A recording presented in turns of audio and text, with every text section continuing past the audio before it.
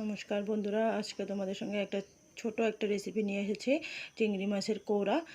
তো আজকে আমি চিংড়ি মাছগুলো খুবই ছোট, মানে বাছার মতন না, সেজন্য আমি এগুলো পরিষ্কার করে ধুয়ে বেছে নিয়েছি। মানে মাথাগুলো আর ফেলতে পারিনি, খুবই ছোট, সেজন্য আমি পরিষ্কার করে বেছে ধুয়ে নিয়েছি। এখন একটা মিক্সিং জারে দিয়ে দিয়েছি কয়েকটা কাঁচা লঙ্কা দিয়ে। এখন এটা আমি পেস্ট করে নিয়েছি, আমার পেস্ট হয়ে গেছে। এখন কড়াটা বসিয়ে দিলাম চুলোতে। এখন কড়াটা গরম হয়ে গেছে, এখন সর্ষের তেল দিয়ে দিলাম।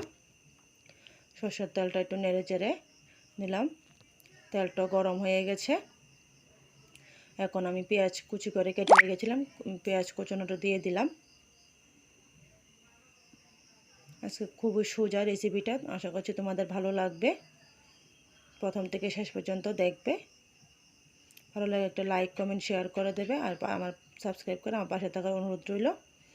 তো আমার পেঁয়াজগুলো একটু ভালো করে ভেজে নিয়েছি, একটু মজে যাওয়া পর্যন্ত।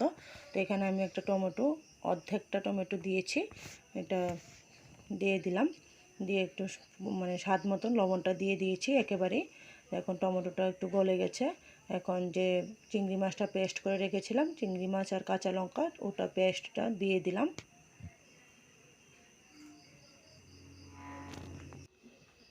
এখন পেস্টটা দিয়ে ভালোভাবে নাড়াচাড়া করে নিচ্ছি।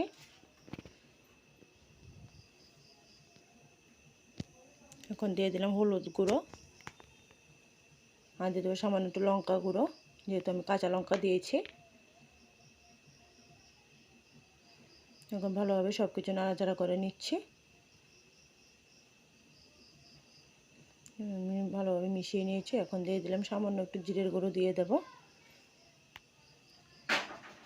বলতে গেলে কোনো মশলাই আজকে ইউজ করিনি, শুধুমাত্র জিরের গুঁড়ো দিয়েছি, সম্পূর্ণ মশলা ছাড়াই আজকে এই রেসিপিটা। তোমরা একবার বাড়িতে বানিয়ে দেখবে, অবশ্যই ভালো লাগবে আশা করছি। এগুলো আমার মেশানো হয়ে গেছে। দেখো আমার রেসিপিটাও কিন্তু পারফেক্ট হয়ে গেছে। দেখো জলটা কিন্তু, যে জলটা ছিল সেই জলটা শুকিয়ে গেছে, ভাজা ভাজা হয়ে গেছে, তোমরা দেখেই বুঝতে পারছো। দেখো কালারটা কিন্তু কতটা সুন্দর হয়েছে, একদম লোভনীয়। তাই এখন আমি এটা নামিয়ে নেব। তো দেখো বন্ধুরা, একটা থালাতে আমি সার্ভ করে নিয়েছি, কতটা সুন্দর লাগছে। তো আজকের ভিডিওটা বন্ধুরা আমি এখানে শেষ করছি। সাবস্ক্রাইব করে আমার পাশে থাকবে। টাটা।